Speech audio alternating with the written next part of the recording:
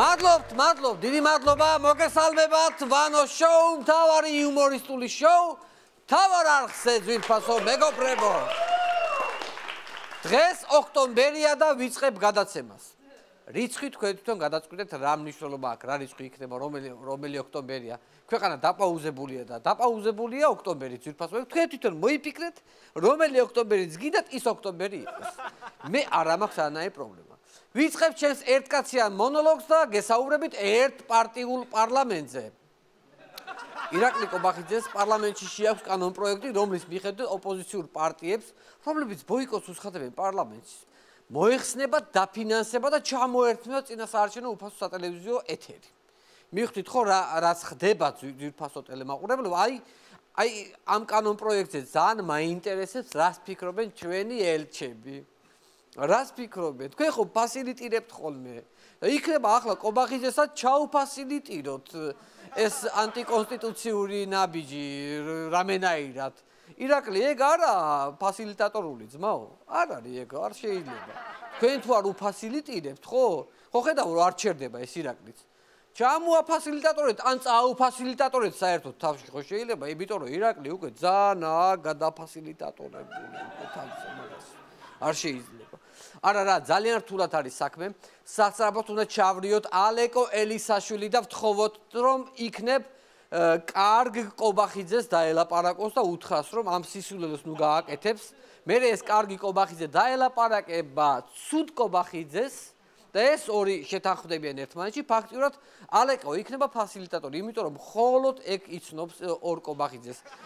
თვითონ მხოლოდ ალეკო ხედავს კობახიძეში ორ კობახიძეს, ერთ კარგს და ერთ ცუდს. სხვა ვერავინ, მარტო ალეკომ დაინახა.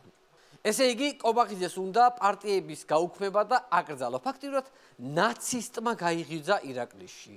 ირაკლი, ვინ არის ოპოზიციური პარტიების შემმუსვლელი, ბიჭო, ვინ არის? ვინ არის ჩემი პატარა ადოლფი, ვინ არის? ვინ არის პატარა ჰებელსი? პატარა ჰიტლერი, ვინ არის ისო? ვინ არის ისო, ბიჭო? ჩვენი პატარა თმახუჯუჯა ფიურერი. ჰაილ კობახ, ესე მოუხდა ხო რაღაცა. ზვიგ ჰაილ და რაღაც ეს. თან მეგობრებო, წარმოიდგინეთ პარლამენტში ეს კანონი უნდა განიხილონ გინეკოლოგმა, კალათბურთელმა მორაგბემ, პიანისტმა და ესე შემდეგ ეს აი ამ კატეგორია ადამიანებმა. მე მინდა ახლა უფრო უკეთ გაგაცნოთ ოცნების ახალი სახე, პიანისტი ელისო ბოლქვაძე, საოცარი ადამიანი, ნახოთ მოდი ვიდეო, მოკლე ვიდეოა, შევხედოთ. საქართველოს რო ძალიან ესეთი არის, არ არის ეკონომიურად ძლავრი ქვეყანა, ეს ვიცით, მაგრამ არც ისეთი უბედურება, როგორც აფრიკის ქვეყნები და ბევრი ამაზე ძალიან ცუდად ცხოვრობს. ხშირად სუპერმარკეტში ვხედავ ძალიან ბევრ რიგებს, ფათაშორის. და მე ვფიქრობ, რომ სად არის აბა ეს ბალანსი, როგორ არის, ესე იგი ვერ ვიხდი ფულს იმდენი ხალხია და აბა ეს ვინ ხალხია, ეს ქართველები არ არის? წარმოიდგინეთ ამ ყველაფრის თქმა ზუსტად ერთ დღეში მოვასწრო. არ და წინ 4 წლიანი უწყვეტი საპარლამენტო ციკლი გვაქვს. ცოტა ნელ-ნელა მოგვაწოდეთ ხოლმე ესეთი აზრები ჩვენს ხალხმაც, რომ უნდა დავახვედროთ ხა ჯანსაღი კრიტიკაა, რომ ამ ყველაფრის გატარება ჩვენმა ტვინებმაც ხო მარტივად უნდა შეძლოს, ქალბატონო ელისო, არ შეიძლება ესე ერთბაშად ყველაფერი მოგვაყაროთ. არ შეიძლება, ვერ ვამუშავებთ ტვინებს. ესე იგი, რა თქვა, მარკეტებში რიგებია და ხალხს როგორ უჭირსო, საიდან უჭირსო? რიგები თუ ხალხის მატერიალურ მდგომარეობას განსაზღვრავს, პენსიის დღეს ბანკში შეიარეთ, უამრავი მდიდარი პენსიონერი ირევა ერთმანეთში, შეგიძლიათ ქალბატონო ელისო. არ ვიცი რა ვთქვა. ეს ქალბატონიც საფრანგეთში ცხოვრობდა. პარიზიდან ვუყურებდი ყველაფერს. მოკლედ, ჯერ სალომე, მერე წულუკიანი, ახლა ელისო, რო ვაკვირდები საფრანგეთიდან ძალიან ცუდი ნაკადი მოდის. ძალიან ცუდი ნაკადი, რაღაცნაირი, აი არ ვიცი, რაღაცა უტეხი, რაღაცა თანამდებობისთვის შეუფერებელი, რაღაცნაირი ხალხი მოდიან ამ საფრანგეთიდან, რა ხდება ნეტა. ეთქვა როგორც ტიკარაძე იყო ბიზნეს პირადი სტომატოლოგი, ქალბატონი ელისო ბოლქვაძეც ასწავლიდა ალბათ ფორტეპიანოზე, დაკვრას ბიზნა ივანიშვილი, აბა სხვა ვერაფრით ვერ ავხსენი მისი პარლამენტში ყოფნას ვერ ვაკავშირებ ვერაფერში. მისი ერთ ციტატა ასე ჟღერდა, ერთ-ერთი ციტატა 8 წელში გინდა თუ რომ აშენდესო ქვეყანაო? ქალბატონო ელისო, ეს ისეთი ქვეყანა, აქ ყველაფერი შეიძლება მოხდეს. ერთ დღეს შეიძლება საყდრის ზეგლის სტატუსი მოეხსნას და მეორე დღეს აფეთქდეს. 6 თვეში შეიძლება სესიაშვილის სახლი აშენდეს. თქვენ შეიძლება პარლამენტში მოხვდეთ, ესეც შეიძლება წამშიც კი შეიძლება შეიცვალოს ყველაფერი. მაგალითად, ამბროლაურის მერი წამში აშენდა. წამში აშენდა. თუ გონია რომ ამ COVID პანდემიის დროს გადამავიწყდი და პირბადეში ვერ გცნობ, ძალიან ცდები. მე არ მავიწყდება არაფერს. მოკლედ ყველაფერს მარტივი ლოგიკით უდგება ეს ადამიანი, ქალბატონო ელისო, ამ ლოგიკით შეიძლება ისაუბროს სხვა ნებისმიერ პრობლემაზე. მაგალითად, უმუშევრობა, სად არის უმუშევრობა? მე მაგალითად სულ მუშაობ. მარტივად შეიძლება თქვა. სიძვირე, სად არის სიძვირე? ჩემი პარლამენტის ხელფასი ყველაფერში მყოფნი და საერთოდ ვერ გძნობ სიძვირეს. ოკუპაცია, კარგით რა, ისედაც ამდენი გამოუყენებელი მიწა გვაქვს. ეგეთი აზრები შეიძლება თქვათ. ანუ მომავალში რა შეიძლება თქვას, იმასაც გეუბნებით. ან რაღაცა, მაშინ რა შეიძლება, აი რა არის მთავარი თქვენთვის? რაზე ნერვიულობთ, ქალბატონო ელისო? აი ეგ მაინტერესებს, რაზე შეიძლება ინერვიულოთ? სოლფეჯიო. სოლფეჯიოზე შეიძლება ინერვიულოს. ისე რას ვფიქრობ, იცით? აი თამუნა მაინც პიანისტი თუ უნდათ ახლა პარლამენტში დაიყვანათ ჩვენი თამუნა, ჩვეულებრივად, ასეთ აბსურდულ განცხადებებს ხომ მაინც არ იტყოდი, ხო? არ იტყოდი და თან კიდე სხდომის დასრულების შემდეგ ჩვეულებრივად დაუკრავდი და ეს მელოდია მიყვარცალოს. ფათაშორის ქალბატონი ელისო პარლამენტში თეა წულუკიანთან ერთად იმუშავებს განათლების, მეცნიერებისა და კულტურის კომიტეტში. ამ ყველაფერმა მგონი ძალიან ცუდად იმოქმედა თეა წულუკიანზე, იმიტომ რომ ძალიან უცნაურ განცხადებებს აკეთებს. უცნაური კომენტარი გააკეთა თეამ გვარამიას ოჯახის თვალთვალზე ეს ვიდეო. გავიხსენოთ? რას ამბობს ძნელია თურმე ნიკა გვარამიას ოჯახს რომ შვებიან უთვალთვალებენ, მზე თუ ნახავ იყავს სახში რომ უთვალთვალებენ თუ რატო არის გაღიზიანებული. ამ განცხადებით იუსტიციის ყოფილმა მინისტრმა და ამჟამად უბრალოდ ჩამოქვეითებულმა ბოროტმა დედინაცალმა წაახალისა სუსის ეს თვალთვალის ამბავი. ამის შემდეგ თეა წულუკიანმა საინტერესო განცხადება გააკეთა რუსთავიორთან დაკავშირებით, ესეც ვნახოთ. ჩვენ დაგიბრუნეთ ის რაც გეკუთვნოდათ. ხალბატონო, თქვენ როგორ დაგიბრუნეთ? რუსთავიორი დააბრუნა ევროპის სასამართლოს გადაწყვეტილება. ქართულ ოცნებას ამ დროს ეძინა. კი ბატონო, შევთანხმდით.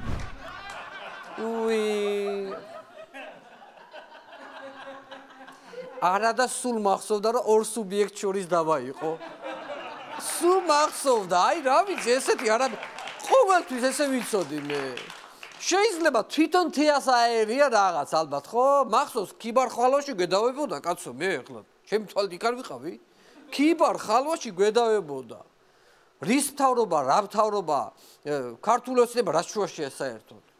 ჩვენ მთავარი არხის ყოფილი რუსთავიორელები ვიხდით ბოდის აი ამ უხერხულობისთვის. აი ამ ჩვენ ვიხდით ბოდის. პირადად ჩვენ. რა ვქნა, ჩვენ სახელმწიფოებრივად ვაზროვნებთ და მუფრთხილებით ამ ქვეყანას ვარ. რომ არ დაზიანდეს, იმიტომ რომ ამ სიტყვების გამო არ ამგონია ვინმე ევროკავშირში მივიღოს, ან რამე დახმარება მივიღოთ, რამე რაღაცა რომ მივიღოთ მომავალში, ამ სიტყვების გამო არ ამგონია და ამიტომ ჩვენ თვითონ გიხდით ბოდის. თეას ნაცვლად. ეს იყო თეა წულუკიანის აღიარება გულიდან ამოსული სიტყვები. ეს იყო აღსარება, რომელიც თეამ ჩააბარა მამა ირაკლი ბიბისელს. იმნაიშვილმა ხო იმნაიშვილი ხო BBC-ზე აკურთხეს ჟურნალისტად თავის დროზე და ირაკლი ბიბისელი ესე დავარქვი რა.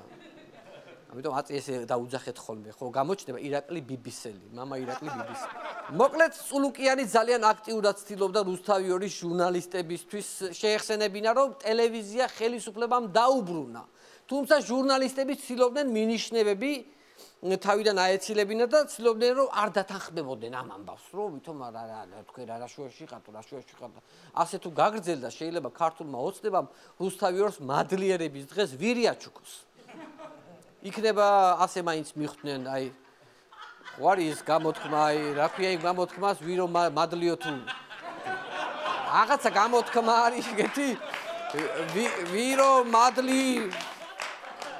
ვირო მადლი შენ შემოგევლეო თუ რაღაცა ეგეთი გამოთქმა არის, რაღაცა არსებობს. ხო ეგეთ მე მახსოვს, რომ ეგეთი გამოთქმა არსებობს. მოდი ოპოზიციაზე ვთქვათ 1-2 სიტყვა. თორე მოიწყინეს და მოიწყენენ აბა რას იზამნენ, კაცო ჯერ ალეკო მერე გირჩი, ახლა კიდე გრიგოლ ვაშაძე გადადგა პარტიის თავმჯდომარეობიდან და საერთოდ ნაციონალური მოძრაობიდან წავიდა. თან წინასწარ არავისთვის უთქვამს ამის შესახებ. დათა თუთაშხიაზე მოულოდნელად წავიდა გრიგოლ ვაშაძე. ისე გაქრა რომ რასაოცრად წავიდასაც თქმაც კი ვერ მოასწრეს თანაპარტიელებმა. შეიძლება არსადაც არ წასულა, უბრალოდ ფასილიტატორებმა ცოტა წამოწოლა ურჩიეს. რაღაც გარკვეული ხნით და დაუჯერა ამანაც გრიგოლს ხომს ჯერა ძირითადად ფასილიტატორებს. მოკლედ, ბევრი რომ არ გავაგზავნოთ, გრიგოლ ვაშაძემ დატოვა ნაცმოძრაობა და თავისი კრემისფერი პლაში ლურსმაზე ჩამოკიდა. აი ის პლაში ფასილიტატორებთან რო აცვია ხოლმე. ზოგადად ჩაცმულობა პოლიტიკოსის შემადგენელი ნაწილი. ერთი ეგ გრიგოლის ერთი პლაში მემახსოვრება და მეორე ნიკამელიას წითელი ტოპიკი დუტის კურტკა რო აცვია. აი ოდიშარიას რომ მისდევდა ხო. მოგახსოვთ ეგ დუტის კურტკა წითელი აი ქურთუკი იღლიებთან რო ამოდის ხოლმე, აი ეგეთი რომ ირბიხარ და თან რო ამოდის ეს. რადგანაც მოკლე არის, გარბი ხარ ხო, ეს ხო მოკლე ხო არის და ეს ნელ-ნელა ამოდის. კარგით, გავიცინეთ, გვეყოთ, აღარ არის ამის საჭირო. ძალიან ძიმე თემაზე უნდა გადავიდე, მეგობრებო, მაგრამ რომ არ ვთქვა, ესეც არ შეიძლება. როგორც ნახეთ, 2 დღის წინ აფრიკის დასახლებაში სოციალურად დაუცველ ადამიანებს თბილისის სახლები დაუნგრია. ამ თემაზე ერთადერთი გულს თუ მოვიფხან, თორე ხუმრობით რა უნდა ვიხუმრო, ვერც წარმომიდგენია. ერთადერთი ის გაირკვა, რომ სამართალი ისევ ურბით დადის და უსამართლობა თმის შესაჭრელად მილანში დადის. ერთადერთი ეს არის გარკვეული, ეს ვიცით. ესე იგი, რა მოხდა? არჩევნებამდე ოცნების მაჟორიტარობის კანდიდატი სოზარ სუბარი შეპირდა, რომ დაგიკანონებთო სახლებსო და არჩევნების შემდეგ კი ვნახეთ, რაც მოხდა. არ და გულით უნდოდა სოზარს ამ ხალხის პრობლემის მოგვარება, ხვდებით? მაგრამ არჩევნების მერე ხო იცით, როგორც ხდება. დეპუტატები ივიწყებენ ხოლმე ხალხს. ასია, სოზარი კი არაფერი არ არის ცუდი ადამიანი, უბრალოდ სისტემის მსხვერპლია. მიხდი? სისტემაა ესეთი. ყოველი არჩევნების შემდეგ ვალდებული ხარ ადამიანი ხალხი დაივიწყო და სისტემაა ეგეთი და ვერ აუვლით ვერც ხო ხდებით რა შეესაქმე. ხო, მოკლედ ისტორია დაიწყო დიდი დაპირებებით, გაგრძელდა დიდი იმედებით და დასრულდა დიდი ტრაქტორით. ესეთი ამბავი. ხომ შეიძლებოდა რამდენიმე თვის შემდეგ მისულიყვნენ და ხალხი ქუჩაში დაეტოვებინათ გაზაფხულზე. ახლა კი არა ამ სიცივეში. როცა უკვე თბილა გაზაფხულზე დაეტოვებინათ ეს ხალხი ქუჩაში, მაგრამ შემოდგომაზე მერის არჩევნებია. და კალაძე ხო უნდა ავირჩიოთ ხელმეორედ არა და ამიტომ ახლა სახლების დანგრევა აი ზუსტად ახლა იყო ამ სახლების დანგრევა სწორი გადაწყვეტილება, იმიტომ რომ შემოდგომამდე 1 წელია და 1 წელი კიდევ ის დროა რომ მარტივად შეგვიძლია დავივიწყოთ ხალხმა აფრიკაში მომხდარი ეს უბედურება. მეხსიერება ხო 1 წელზე მეც ვერ გვიქაჩავს ჩვენ ეს მერის განცხადებით ეს მიწები უკანონოდ ქონდათ მიტაცებული და მაგიტო დავანგრიეთო არა და მეგობრებო წარმოიდგინეთ ბიძინას რაც უკანონოდ აქვს მიტაცებული ის შენობლებები რომ დაანგრიონ თბილისში დარჩება მარტო ზმკ და მთელ საქართველოში ხაშური. ამ ამბავს ძალიან დიდი აგრესია და ნეგატივი მოყვა ხალხისგან, ძალიან უარყოფითი კომენტარებს აკეთებენ სოციალურ ქსელში და მეორე დღესვე კახი კალაძემ ერთ ოჯახს საცხოვრებელი ბინა გადასცა საჩუქრად. აუ ნეტავ კიდე სადმე დაანგრიოს ერთი 10 სახლი, კიდე ერთ ოჯახს რო დაეხმაროს. რამხელა სიხარული იქნება, რამხელა სიკეთეს აკეთებს. 10 სანგრევს და ერთს ეხმარება, რამხელა სიკეთეა, ხო? ძალიან კარგი. იმის შემდეგ, რაც კახი კალაძის მისამართი დიდი აგრესია წამოვიდა, მან ძალიან საინტერესო განცხადება გამოაქვეყნა საკუთარ Facebook გვერდზე. მოდით ნახოთ ეს განცხადება, როგორ იწყება. ფროიდი ამბობდა.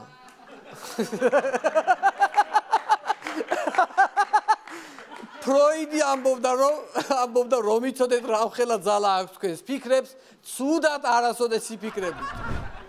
ყველაფერი უხდება კახის, ყველაფერი, ის ფართხუნა შარვალი, ის ფეხსაცმელი წინდების გარეშე რომ იცავს, ვარდებიანი ქურთუკი, ვარდისფერი ქუდი, მაგრამ ეს ფროიდი არ უხდება არანაირად. არ უხდება და მომკალით რა ვქნა. ესე იგი ბიძინა ნიჩეთია გატაცებული კალაძე ფროიდით. როგორი ხალხია იცით ახლა მარტივად აგიხსნით. მილიონები ხო რომ იშოვეს ხო? ახლა უნდათ რომ ინტელექტები დაამხეცონ. აი სრული ამ სიტყვის მნიშვნელობით ინტელექტები დაამხეცონ. ინტელექტის ამაღლება, როცა გამუდმებით კითხულობ და იმაღლებ განათლების დონეს და ინტელექტების დამხეცება, როცა ინტერნეტში ეძებ ფილოსოფოსების ბზნულ გამონათქვამებს და იზეპინებ უბრალოდ ჩვეულებრივად, აი ეს არის ინტელექტების დამხეცება. ისე რომ დაუკვირდეთ, ბიძინა ნიცშეს არ ეთანხმება, კალაძე ფროიდს ეთანხმება. ხომ გონიათ რომ ამ ორ ადამიანში დიდი განსხვავებაა. ერთი ეთანხმება, მეორე არ ეთანხმება, მაგრამ მათ ერთი დიდი საერთო აქვს. წაკითხული არც ერთს აქვს და არც მეორეს. კახი მომისმინე, კარგად მომისმინე. ტომ, პასუხი არ არის. ტომ, პასუხი არ არის. რა დაემართა ამბის? ტომ. აი ნახე კახი, რა კარგია? ხომ ჩაგითრია? ხო და ფროიდი კი არა, მოდი ჯერ ტომ სოიერი დავიწყოთ და მერე ნელ-ნელა მივყვეთ და მივალთ ფროიდამდეც. აუცილებლად მივალი. სხვათა შორის საახალწლო სლოგანი ძალიან ორიგინალური მოგვიფიქრა ბატონმა კახიმ, სოლიდარობით სავსე ქალაქი. ეს ფროიდი არა, ეს უფრო კოელიო. მე მგონი, რაღაცა ესე. სხვათა შორის კარგი იქნება ეს წარწერა აფრიკის დასახლებაშიც რო გამოვფინოთ იმ დაანგრეული სახლების გვერდით სოლიდარობით სავსე ქალაქი. მე ვფიქრობ ამ სლოგანიდან სავსე ქალაქი დავტოვო და წინ უბრალოდ წერტილები გავაკეთოთ. ამ წერტილების ნაცვლად ჩვენ თვითონ ვიტყვით და გავიფიქრებთ საახალწლო სლოგანს. საცობით სავსე ქალაქი, გამონაბოლქვით სავსე ქალაქი, კორუფციით სავსე ქალაქი, კისრამდე სავსე ქალაქი. რავი 1000 რაღაცის მოფიქრება შეიძლება მინდა გითხრათ. მოკლედ მეგობრებო, ქართული პოლიტიკური რეალობა ხატრული ფილმის ჟანრებს მაგონებს. პრეზიდენტი ყავს კომედიური ჟანრის, მერი ყავს სუბუქი რომანტიკული საოჯახო ჟანრის, ერის მამა ყავს კრიმინალური და მზაბსიუჟეტიანი ჟანრის, უბრალოდ ხალხი ვართ მუდამ ფსიქოლოგიური თრილერის და სოციალური დრამის ჟანრში. რაღაცნაირად ან პოპკორნი მოგვაშოლეთ, ან რაღაცა, ან მივაყოლოთ, ან შევჭამოთ, ან რაღაცით გავერთოთ, თორე ძალიან ცუდად ვართ. დიდი მადლობა. ჩვენ შოუს მუსიკალთა აფორმებელს ბენდი დამუნა ლეკვეიშვილის ხელმძღვანელობით.